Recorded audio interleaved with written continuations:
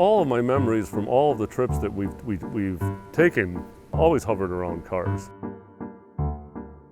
My family is all from Yugoslavia. Specifically, we're from Kragujevac, which is located in the province, now country, of Serbia.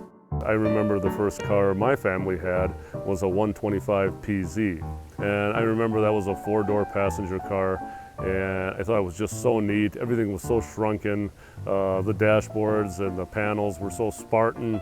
And it was just so remarkably different from the giant cars of the 70s that we had here. And it just captivated my attention. My name is Pep Stojanovic, and my company is Commie Cars.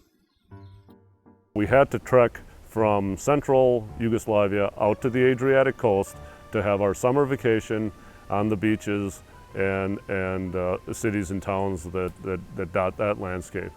I was amazed that I figured we have to take two cars because the car, it only had seating for five. So I got stuck in the middle seat, in the back. My aunt was on one side, my mom was on the other. My uncle drove the car, and my dad sat in the front passenger seat with my sister in his lap. So there wasn't very much space. Things got hilly, and then they got outright mountainous. After a while, even as a kid, even as a person that's fascinated with cars, I started thinking to myself, all right, we've had enough of this. It'd be nice if we arrived already. Every so often, as my uncle would love to point out, oh, well, there you go, take a look down there.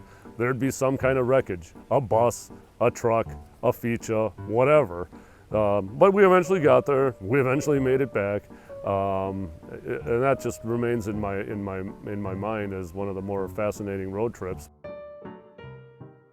We pulled up to a Serbian deli grocery store, and we were standing outside with the owner, who was admiring it and looking at the engine, when another car pulls up, and he goes, "Is that a Fića?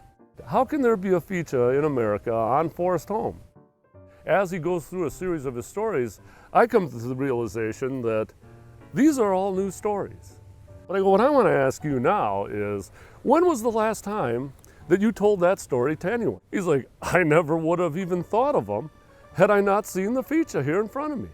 And then it dawned on me that it's not just a car. It's not just an everyday get you to work and back, and it's not just a, drive it through the snow and the rain, that these cars have a lot more.